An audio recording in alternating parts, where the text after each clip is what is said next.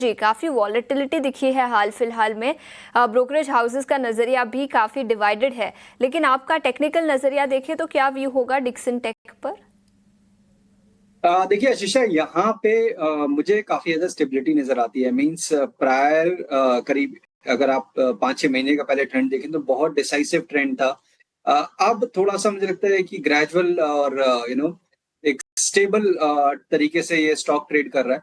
तो ब्रॉडली अगर आप देखेंगे तो 17,000 से लेकर 13,000 का एक बैंड जिसमें ये ट्रेड कर रहा है और अब ग्रेजुअली आप अपने अपर बैंड के पास जा रहे हैं। तो यहाँ पे जिनके पास शॉर्ट टर्म का नज़रिया है, उनको बने रहने की रिकमेंडेशन होगी 15,800 ये इनका स्टॉप लॉस होगा और 17,000 के पास करीब प्रॉफिट बुकिंग करने की रिकमेंडेशन होगी।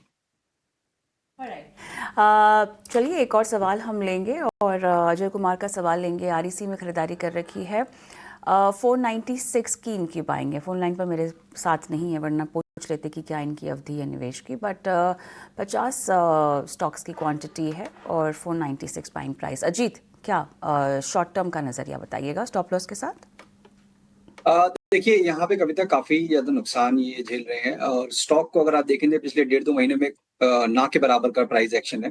तो कहीं न कहीं एक बेस फॉर्मेशन जो कि एक करेक्शन के बाद फॉर्म होता है, मेरे को उसकी इंडिकेशन है। तो ये एक अच्छी चीज़ है कि जो डैमेज था वो ऑलरेडी हो चुका है और 380 के पास ये लोअर बैंड है इसका, जहाँ पे कि मेजर सपोर्ट्स हैं। तो उसके साथ ये बने रह सकते हैं और इनका अगर लंबी अवधि का नज़रिया है तो यहाँ पे और ऐड करने की रिकमेंडेशन होगी। और जब भी ये 410 के ऊपर निकलेगा तो एक अच्छा मूव करीब 450-460 तक देखने को मिल सकता है। वहाँ पे दोबारा से रिव्यू करें। लॉन्ग टर्म का नज़रिया है और 410 अगर स्टॉक क्रॉस करता है तो 450 से 460 तक के लेवल्स आरईसी पर नजर आ सकते हैं।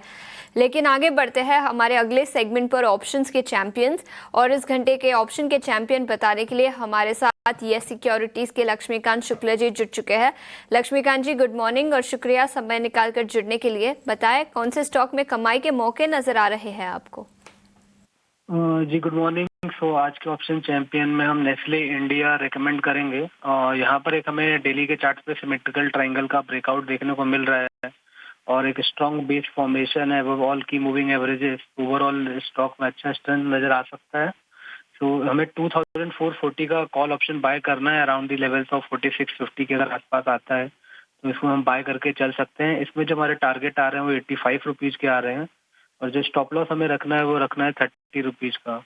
तो जो ओवरऑल मैक्सिमम रिस्क है वो आ रहा है अराउंड 4500 रुपीज़ का और अगर टारगेट अचीव होते हैं तो जो मैक्सिमम रिवॉर्ड है वो निकल कर आ रहा है 9000 रुपीज़ का।